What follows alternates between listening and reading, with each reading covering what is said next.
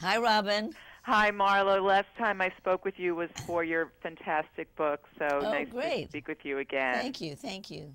So tell me about St. Jude Thanks and Giving campaign, and what celebrities are you working with this year? Well, the Thanksgiving campaign is a gigantic campaign, as you know, with celebrities and retail partners and media partners and online partners. For the celebrities, we have Jennifer Aniston and Robin Williams, who've been with us from the beginning. This is our 9th year. We also have Michael Strahan this year, and we have Sofia Vergara, both just coming on this year to be part of our PSAs that you see. And those PSAs are wonderful because they tell the stories of children and what they've been through. In fact, I had a mother come up and tell me that Jennifer Aniston saved her daughter's life. Wow. And I said, why is that? And the disease that Jennifer was talking about that this little girl had was the same disease and the same symptoms the mother recognized and then demanded the doctor give her daughter an MRI. And in fact, she did have that brain tumor. So it's very, very informative. They're not vanity spots. They're really there to give information. And then, of course, all the stores that we have, like Kmart and CVS and Target and K Jewelers and Williams-Sonoma and Ann Taylor and Dick's Sporting Goods, just so many stores, and of course Domino's Pizza and the Melting Pot. And then we have AOL and Expedia.com and HSN, GNC. Everybody wants to help you. You know, they do. You know why? We've been there for 50 years. We're the genuine article. We've been saving children's lives when it was a 4% cure rate in 1962 with ALL, the most common form of cancer in kids, leukemia, all the way to now where it's 94%.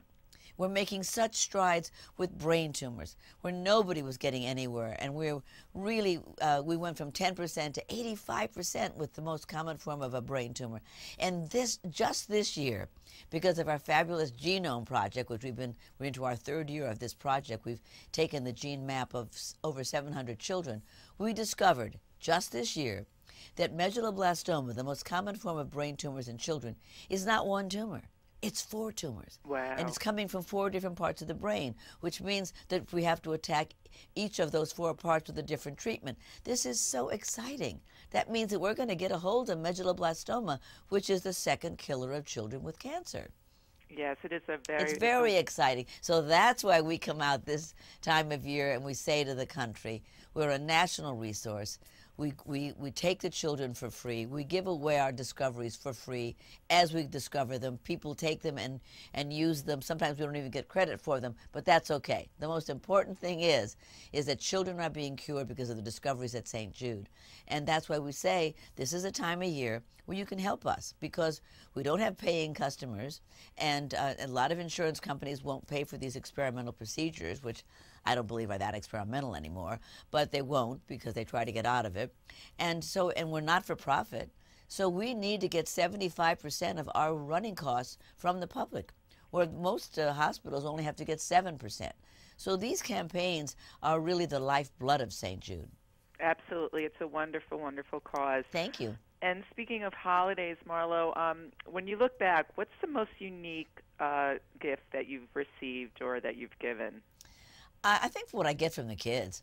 I Yeah. mean, the children of St. Jude make me things. They make me pictures. They make me boxes. They make me all kinds of dolls and things. And every time I get one of the presents from the children of St. Jude, I'm so moved by it. And sometimes they'll do it together and draw on it or write their names on it.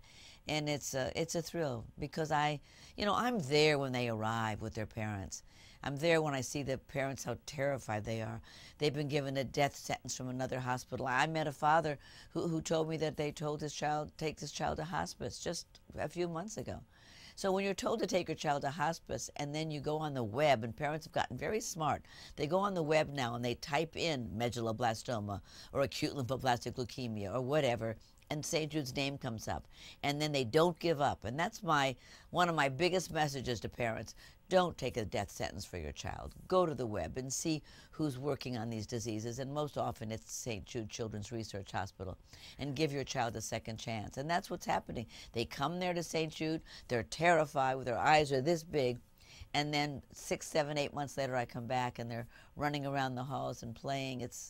I'll tell you, there's nothing like it in the world. It's the greatest gift of all. In the last couple of minutes I have with you, speaking of the web, you're quite savvy with your little Mondays with Marlo. My Mondays with Marlo, it's on AOL and Huffington Post, on marlothomas.com, and we do everybody. We interview Dr. Oz and Dr. Phil and Judge Judy and Susie Orman and Kelly Ripa, Anderson Cooper. We've interviewed about 50 people. What's great about it, though, is we create about 140 pieces of content a month for AOL. We're one of their biggest providers. I love working with AOL. It's just so much fun. And Yes, I'm sorry. It's so cool because you could just sit in your office in your pajamas. I do. I often do. Especially at 3 o'clock in the morning when I can't sleep. I go write a blog or top edit a blog or check a slideshow. It's a lot of fun, and the whole idea was to give women over 35 a chance to dream again. You know, I meet a lot of women whose dreams have just worn out, or they've run out, or they didn't come true. And that you're 35, 40, 45 years old, you got a lot of years left. So we really are trying to inform women and then to inspire them and motivate them that there's a lot more out there. In fact, I do one series called It Ain't Over Till It's Over, which is a print series, and I'm now doing a book based on it as well, about all these stories of women who just started over. Maybe they lost their job, they lost their house, their marriage went bad, their husband died, their children have grown, they're on their own, they left the job market. Now's the time to start over. And these stories are inspiring and they're practical. They really tell you how to do it. And I love doing it. I'm totally, as you know, into helping women. Absolutely. Marlo Thomas, always a pleasure. Happy holidays. Thank you so much. Thanks. Bye-bye. Bye. Did I get all the points, Debbie?